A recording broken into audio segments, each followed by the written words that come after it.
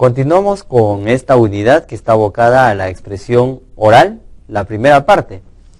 Hoy vamos a desarrollar el tema 4, que sería la técnica de Lausberg. Esta técnica comprende algunas etapas que nos van a ser útiles estudiar para que nos pueda ilustrar mejor, con mayores detalles, cómo vamos a construir nuestro discurso. Recordemos algo de lo que habíamos mencionado en el tema anterior. En el tema anterior hemos mencionado las tres partes del discurso: una introducción, un desarrollo y una conclusión. La primera, que estaba abocada a la presentación, a llamar la atención. La segunda parte, que es el desarrollo, ¿sí?, de todos los argumentos que vamos a sustentar. Y la última parte se podría dar de varias maneras. Podría ser a través de un resumen o una síntesis de lo que se ha dicho. También puede ser a través de una apelación, o también podemos utilizar algunas frases para poder sintetizar todo lo que se ha dicho anteriormente y de esa manera lograr nuestro objetivo, que es el de convencer. Estudiemos entonces en qué consiste la técnica de Lausberg. ¿Cuántos de ustedes ya han planteado un tema para que puedan escribir su discurso? ¿Ya han buscado algún tema? ¿Qué es lo que quisieran escribir? De pronto en la zona donde viven se han presentado algunos temas polémicos. Puede ser los temas políticos, algunas carencias en el barrio donde vivimos, o algunos problemas familiares también nos pueden motivar a poder escribir un discurso, y desde nuestra perspectiva podemos argumentar, ¿sí? Y de pronto hasta podemos convertirnos en grandes oradores. Vamos a ver entonces en qué consiste esta técnica. Esta técnica tiene una serie de etapas. Según este autor, él propone algunas actividades a través de etapas. Vamos a ver cuáles son esas etapas. Tenemos la inventio, la dispositio, la elucotio, la memoria y la pronuntiato. ¿Sí? Son términos que no son de nuestro idioma, pero las han planteado de esa manera y hay que respetar al autor. Entonces vamos a ver en qué consiste la primera etapa. Les habíamos dicho que busquen un tema para que puedan construir un discurso. ¿Ok? Si no lo tienen todavía, en este momento tenemos que ya plantear cuál es el tema para nuestro discurso. Entonces, en esta etapa, ¿qué hace el orador? ¿Qué es la inventio? Es la etapa de la planificación. Es la etapa quizá la más difícil, porque vamos a tener que pensar de qué vamos a hablar. Justo quizá al momento de que le estamos diciendo para que busquen el tema, ya están pensando a ver de qué quisiera hablar. No se me ocurre nada.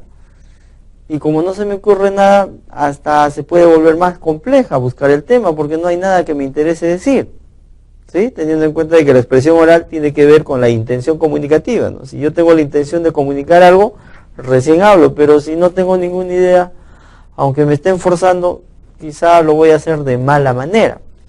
Entonces, la etapa de la inventio, ¿sí?, sirve para buscar las ideas con que voy a desarrollar mi discurso. Una vez que he planteado el tema, tengo ya bien establecido mi tema, ¿qué hago?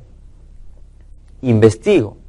Es esta etapa en que voy a recurrir a todas las fuentes de información para poder recabar los datos necesarios para sustentar mi tema. Entonces, en esta etapa de la investigación, ¿qué voy a hacer? Voy a plantear de varias maneras. Primero, recurriré a las fuentes bibliográficas. ¿Qué mejor ahora, como les decía, la tecnología? Entonces, recurriré a algunas páginas web especializadas que me puedan ayudar a poder sustentar lo que estoy viendo. Y no solo es pues copiar y pegar como suele hacerse comúnmente. Tendré que leer, ver quiénes son los autores, si esa publicación tiene realmente la autoridad para decir lo que está planteando. Tendré que buscar algunas revistas, algunos libros, voy a buscar algunas enciclopedias para que puedan ilustrar mejor esto. ¿Qué más tengo que buscar? Diccionarios. Ahora, también tendré que buscar pues algunas frases, ¿verdad? También tendré que buscar algunos ejemplos de la realidad. No se olviden de que los discursos, si están descontextualizados, no son muy significativos. No se olviden de las características de un texto, y el discurso también es un texto. Coherencia, cohesión y adecuación. La tercera característica, que es la adecuación, que involucra la contextualización. Entonces, aquí, en esta investigación, también sería bueno buscar algunos datos que sean propias de la realidad para que mi discurso sea significativo. Entonces, ¿qué debe reunir esta parte de la invention? Toda la información que pueda existir, todas las que hayan, ¿sí? ¿Qué más? Aquí el orador debe imaginar también cómo va a ser su discurso. Entonces el orador tendrá que ir viendo, porque aquí en el discurso tiene que ver mucho la creatividad, el estilo también. No podríamos concentrarnos solo en un formato como el que hemos mencionado, ¿sí? Ese formato solo es para observarlo de manera general, pero ahí mi introducción no siempre va a ser una frase y todos deberían escribir una frase al inicio de un discurso. No es así. Tiene que ingresar ahí la creatividad, el estilo también que se menciona, ¿no? Entonces, ¿cómo voy a llamar la atención? ¿De qué manera? Entonces, esta es la parte en la cual vamos planificando, ¿no? ¿Cómo es que vamos estructurando nuestro discurso? Por ejemplo, ¿qué técnica se va a emplear en el exordio o en la introducción para captar la atención? ¿Será a través de un interrogante? ¿Será a través de una frase célebre? ¿Un dicho popular? ¿Será una anécdota? ¿Qué es lo que van a poner? Entonces tratemos de buscar lo que sea más significativo, relevante y a la vez que atrape, que llame la atención de lo que vamos a decir. ¿Cómo se va a parar? La postura también vamos a tener que estudiarla. A veces nunca nos hemos puesto a pensar en eso. ¿Sí? Estamos más pensando en la información, ¿verdad? No nos estamos preocupando en la postura. ¿Y cómo me voy a parar pues para disertar? Si voy a estar de pie o voy a estar sentado. ¿Cómo se va a presentar? ¿Diré hola? ¿Diré un saludo? ¿Qué voy a decir? A ver, ¿cómo usted podría presentarse si es que va a dar un discurso? O al momento de presentar, sonríe nada más. O se pone triste. ¿Qué va a hacer? ¿Se va a desmayar para llamar la atención? ¿Qué va a hacer? Entonces, eso ya tiene que ver con el estilo, con la creación. Depende también con qué público va a trabajar, ¿no? Si son adolescentes, si son niños, si son padres de familia, si son profesionales. Depende a dónde va a ir orientado su discurso. Entonces, vamos pensando también en eso mientras vamos viendo esta parte teórica. Primero, la información. Consultamos toda la información. Después, imaginemos cómo va a ser nuestro discurso. ¿Va a llamar la atención o no? Luego, ¿qué vamos a hacer? ¿Cómo nos vamos a movilizar? ¿Cómo nos vamos a parar? ¿Cómo va a ser la presentación? ¿Y qué palabras vamos a decir? Tendríamos que pensar también en eso. Obviamente, si hablamos de las palabras o qué vamos a decir, tendríamos que pensar también en que los términos que vamos a utilizar sean adecuados para el público. No vaya a ser que hayan términos que se presten a doble interpretación.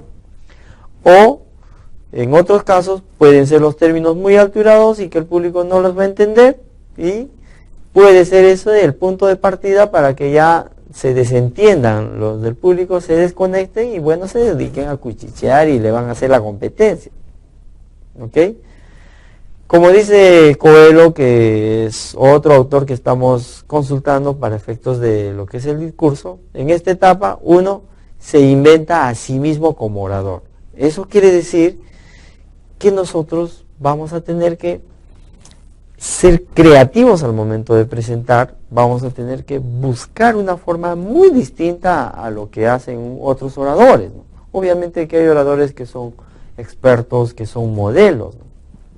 Acotando esto, habría que recordar algo de la historia del padre de la oratoria, ¿no? ¿Se acuerdan quién es? Demóstenes, un griego. Demóstenes era tartamudo. Y él en su tartamudez superó eso hasta convertirse en padre de la oratoria. ¿Qué pasó con Demóstenes? Demóstenes, como se sentía tan discriminado por su tartamudez, decidió un día irse al río. Y en el río hizo competencia, ¿no? Ese era su objetivo, hacerle competencia al río, que era caudaloso, y el sonido que hacía. Entonces gritaba, ¿no? Y a la vez gesticulaba o trataba de reproducir algunas palabras, pero de una manera correcta, ya no como tartamudeando, ¿no? Pero no podía superar esa. Entonces, ¿qué hizo? Empezó a introducirse algunas piedras, unos cantos rodados, ¿sí? Que pudiera ingresar en su boca, se las ponía en la boca, y aún con las piedras en la boca empezaba a hablar, y hablaba tan fuerte que le hacía competencia al sonido del río. La frecuencia de esta actividad, mientras iban pasando los días, Demóstenes empezó a hablar bien, y hablaba de una manera fluida. Y no solo eso, empezó a dominar temas. Tanto así que en los teatros, esas construcciones que ellos tenían para hacer sus representaciones, ¿sí?, él aparecía como un gran orador. Tanta fue la fama que se convirtió en padre de la oratoria. Pero hay un detallito más. Se convirtió también en un ícono de su época, así como son ahora los cantantes famosos, ¿no?, que tienen miles de seguidores. También Demóstenes en su época tuvo muchos seguidores. Él tenía una postura, por algunos fallos en el cuello, ¿sí?, tenía una postura así media doblada, ¿no? Entonces Demóstenes no era tan perfecto físicamente. Entonces, la postura de su cabeza a un costado era un distintivo de él. Pero como él se había convertido en un ícono, todos admiraban su elocuencia, ¿sí? Los jóvenes de la época también trataban de imitar no solo su manera de hablar, sino también la postura de su cabeza. Eso como anécdota, ¿no? Pero no nos olvidemos que el padre de la oratoria es Demóstenes. En la actualidad tenemos muchos oradores que nos pueden ilustrar de alguna manera lo que estamos diciendo. La otra parte de esta técnica es la dispositio. ¿Qué ocurre acá? En esta etapa, ¿qué hace el orador? Va a distribuir la información que ha conseguido. Entonces, en la otra, como está abocado a recopilar toda la información, todavía no va a organizarla, ¿sí? Ahí simplemente recopila toda la información pertinente, y hemos dicho que no puede ser cualquier información, tiene que ser la información pertinente.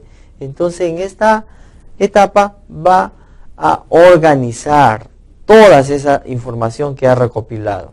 Es decir, en un esquema, como ya hemos mencionado en las sesiones anteriores, ¿sí?, las ideas las vamos a establecer según sea el exordio, en el desarrollo o en el peroratio, o en la introducción, en el cuerpo o en la conclusión.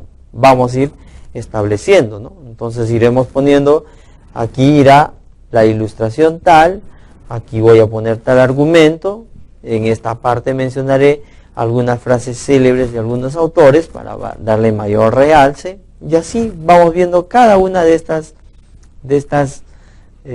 actividades que van a corresponder a la dispositio. ¿Qué más? Como ya hemos ido mencionando la organización de cada una de estas ideas, en esta secuencia que es la dispositio, veremos entonces en esta parte la elaboración del esquema. Necesariamente es recomendable elaborar en un esquema. ¿Por qué? Porque los esquemas, los organizadores visuales, nos ayudan, aunque pareciera que no es así. Los organizadores visuales nos ayudan a poder sintetizar la información. ¿Cuántos de nosotros, a ver, trabajamos con mapas conceptuales, con mapas semánticos, mapas mentales, círculos concéntricos, el diagrama de Chicago del pescado? ¿Cuántos de ustedes trabajan con eso? Me parece que muy pocos, ¿no? Pero está al servicio nuestro, se han hecho esas investigaciones y debemos utilizarlas. En nuestros borradores todos deberíamos tomar, ya no como nota, ¿no? A veces tomamos notas cuando estamos en clase y estamos anotando con un lapicero así de manera rápida, hacemos miles de párrafos ahí escribiendo, cuando podríamos utilizar un organizador visual o un esquema. ¿Sí? Mientras vamos atendiendo, capturamos las ideas principales, anotamos, ponemos el tema central en un círculo, como un mapa semántico vamos anotando al costado una palabra, otra palabra, unimos. Y es una mejor forma de estudiar los organizadores visuales, nos ayudan a eso. Lo mismo ocurre acá en la construcción del discurso. Hacemos en un cuadro sinóptico. Acuérdense, me parece, entre los organizadores visuales que les mencioné hace rato sobre los mapas conceptuales, los semánticos, los mentales, ¿sí? El cuadro sinóptico es el más antiguo, pero es muy útil, no por ser antiguo es que ya quedó en desuso, al contrario, tiene vigencia, es sencilla la construcción y a la vez sintetiza en pocas palabras cada una de las ideas que quiero mencionar en mi discurso. Entonces, voy a elaborar toda la información que he recopilado en un esquema, en un cuadro sinóptico o un bosquejo del discurso. ¿Con qué intención? Para poder ir conociendo, ¿sí?, cada una de las ideas que van a aparecer en el discurso. ¿Ok? ¿Qué más? Aquí también vamos a incluir algunas técnicas que pueden ser útiles para efectos de la introducción, como las que se ha ido mencionando anteriormente. Las frases, ¿verdad? Las frases populares, o también de autores, ¿sí?, o algunas ilustraciones. La otra parte sería la elocutio. ¿Está bien? Perdonen que no lo mencione, no lo pueda leer muy bien esto porque son términos que pertenecen a otra lengua, ¿no? ¿Qué hacemos en esta etapa? Una vez que ya tenemos la recopilación de todos los datos, después tenemos la información ya organizada a través de un esquema, de un cuadro sinóptico, ¿qué hacemos en esta etapa?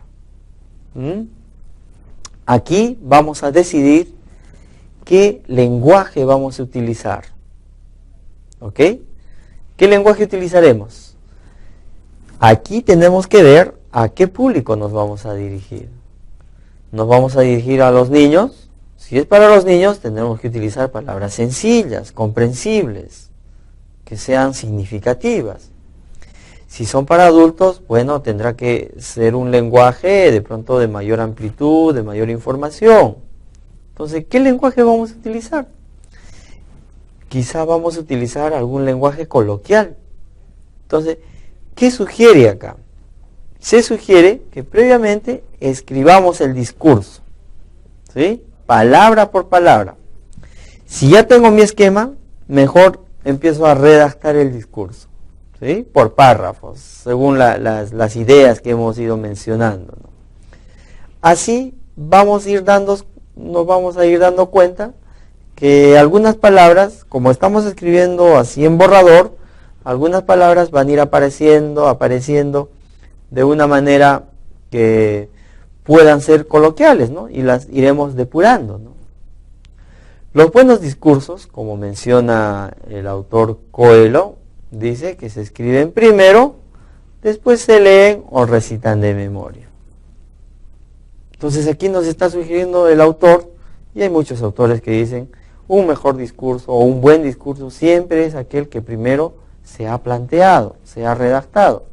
Volvemos a recalcar, no podemos, por el mismo hecho de que algunos de pronto tienen la facilidad de hablar, ¿sí? Algunos tienen esa competencia lingüística, según Howard Gardner se habla de la inteligencia lingüística, dicen que algunos pueden hablar más que otros y eso se puede notar, ¿no? En nuestras amistades, en nuestros compañeros, podemos tener amigos que hablan, se expresan mejor que otros, eso es normal, no hay problema, han desarrollado más esa inteligencia, como algunos tienen más desarrollada la inteligencia lógica o la kinestésica, ¿verdad?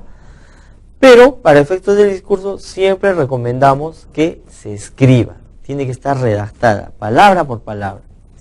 Entonces una vez que tenemos desarrollada por los párrafos, ya podríamos recitarla, incluso podríamos memorizarla y no tendríamos ningún inconveniente. ¿Ok? Continuamos. Vamos a ver algunos estilos del uso del lenguaje, que son parte de esta etapa que es la de locutio. Entonces veamos cuáles son esas. Una, sermo robustus. ¿Qué quiere decir acá? Que la forma de hablar, ¿sí?, va a ser fuerte, enérgico. Entonces, acá podríamos plantearlo, imagínense un discurso para una arenga, ¿no? Antiguamente, antes de iniciar las guerras, solían darse unos breves discursos, ¿no?, que son las arengas, ¿no? Entonces la persona, los capitanes, los encargados de poder hacer estas arengas, lo hacían con mucha fuerza, con energía, para motivar a los soldados a que puedan ganar esa batalla. Esa es sermus robustus, ¿no? Sermo robustus. De igual manera, ¿no?, si nosotros queremos motivar, queremos alentar las masas, podríamos darle también este lenguaje, ¿no?, con fuerza, ¿no? Otra es la de ornato suave, ¿no? ¿Qué quiere decir acá? Que la manera como se va a mencionar o se va a utilizar el modo de hablar va a ser suave, educada, respetuosa, el lenguaje va a ser diplomático. ¿Qué más? Acá se emplea conseguir el favor o la conciliación de los oyentes, sin herir a los oyentes, tampoco despertarles todos sus motivaciones o de pronto despertar sus iras, ¿verdad? Acá tenemos un ejemplo, ¿no? Los discursos papales. Los discursos papales son discursos de este tipo, ¿no? Son suaves, tranquilos, ¿sí? Dan un mensaje de paz para que la gente esté calmada. No así un sermo robustus. En el sermo robustus, como hay fuerza, podemos alentar a la población incluso a que se levante, ¿sí? Motivamos de esa manera, los incitamos a que puedan hacer algunas acciones, ¿no? Entonces tiene que ver mucho el discurso, ¿no? En algún momento de pronto ustedes han estado en algunas actividades donde hubo por ahí un caudillo, ¿no? Y dice, no es posible que nosotros estemos en esta situación. Tenemos que atacar a estas autoridades que no hacen nada, ¿sí? Ese es un discurso que está tratando de alentar a la población a que tomen acciones, obviamente negativas. De eso hay bastante, ¿verdad? Otra forma de discurso, hilare dicendi genus. ¿Cómo utilizamos aquí el modo de hablar? Aquí dice que predomina la hilaridad y la risa. Es propio de jornadas donde el buen humor es propicio. En la actualidad hay unos actores como Carlos Galdós, no sé si han escuchado por ahí, el mismo Jaime Bailey, son unos showman. Al momento de hacer algunos discursos, ellos se encargan de ¿qué? De mostrar bastante a través de la ironía, ¿no? Utilizan la burla para poder hacer de los participantes una jornada llena de risas, como dice ahí, ¿no? Como la hilaridad, ¿verdad? Entonces, este tipo de sermón es para divertirse, ¿no? Para no complicarnos la vida, no queremos informarnos, lo único que queremos acá es reírnos, pasarla bien. Otra manera de plantear el lenguaje es la que continúa, ¿no? Accuratum dicendi genus, dice. Entonces aquí, ¿qué utilizamos? El modo de hablar preciso, exacto, dice. Esto para un discurso académico, especialmente de científicos e investigadores. Ellos no quieren distraer, no quieren divertir, no quieren alentar a las masas, nada. Solo están informando y utilizan términos técnicos. ¿Sí? La otra etapa sería la memoria. Como ya todo está listo, sabemos qué tipo de lenguaje vamos a utilizar. Según este autor, dice que utilizamos la memoria, ¿para qué? Para poder pronunciarlo, ¿sí? El discurso tal como ya se ha planteado. Entonces aquí entra el proceso de la memorización. Nos vamos a informar de todo el contenido del discurso que estamos estructurando. Entonces, el proceso de memorización nos sirve para que podamos estar seguros de lo que vamos a decir. La memorización de un discurso, ¿qué requiere? Preparación. ¿Cuál es la desventaja de memorizar un discurso? Así como todo tiene ventajas, también tiene sus desventajas.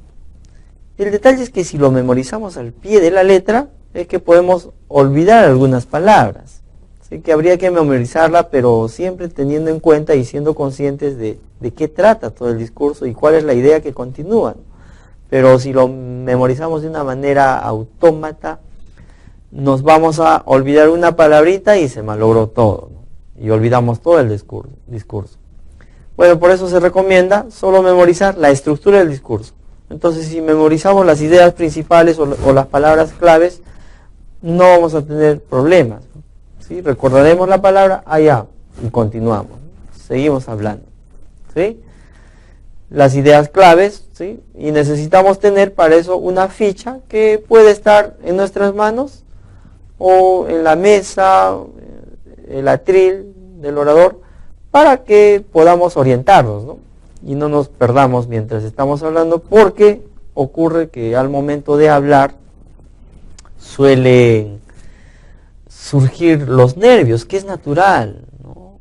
Hasta el mejor orador creo que siente nervios antes de poder hablar y luego ya lo va direccionando a cada una de sus acciones, ¿verdad?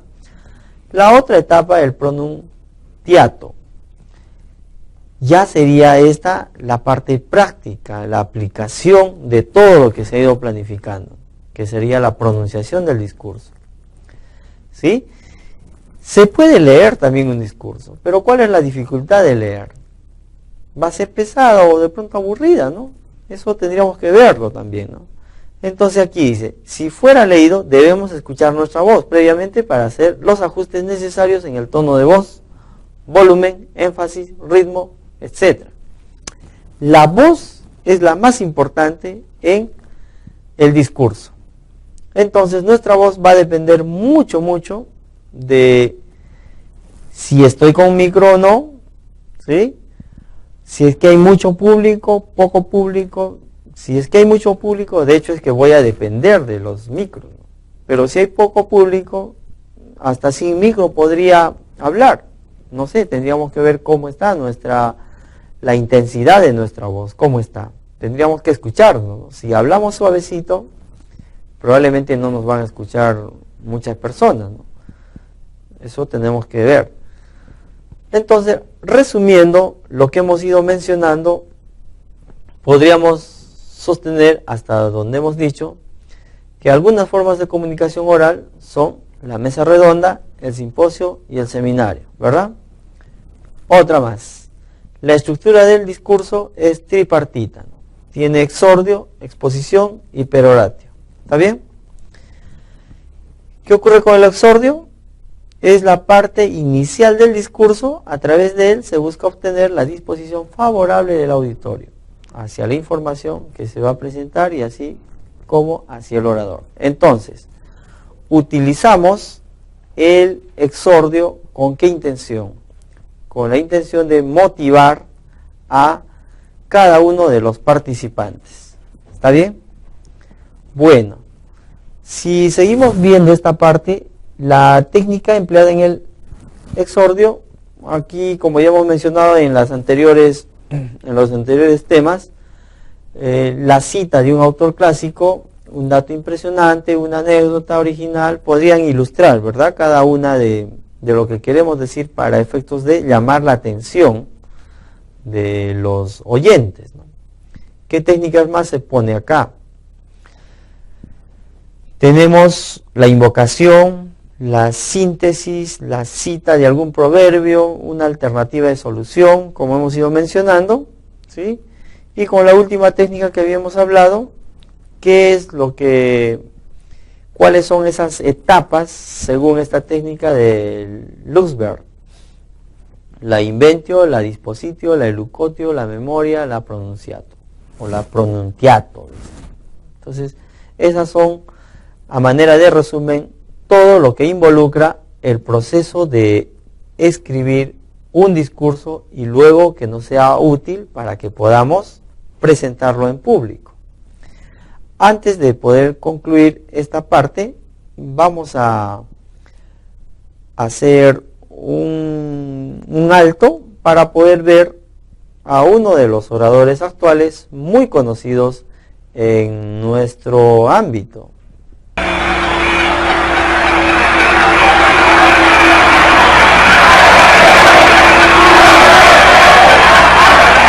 Yo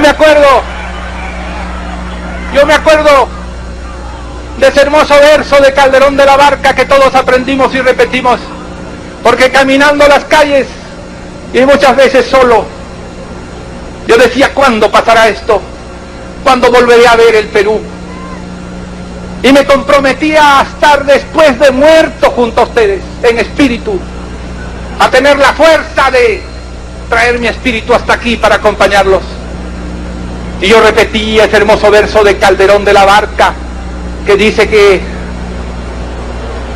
yo sueño que estoy aquí de estas prisiones cargado, y soñé que en otro estado más lisonjero me vi, que es la vida un frenesí, que es la vida una ilusión, una sombra, una ficción, y el mayor bien es pequeño, que toda la vida es sueño y los sueños sueños son. Y a mí me parece súbitamente un sueño estar frente a ustedes. Y a mí me parece súbitamente una añoranza cumplida estar frente a ustedes. Y a mí me parece súbitamente que quizás he muerto y estoy frente a ustedes.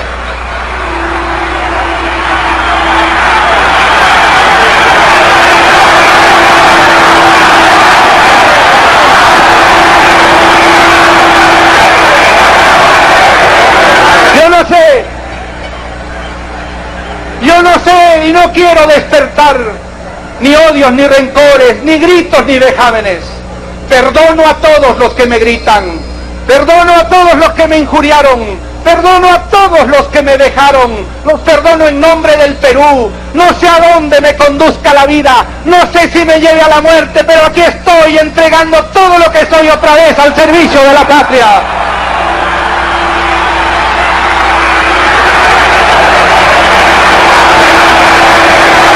¡Arriba los corazones!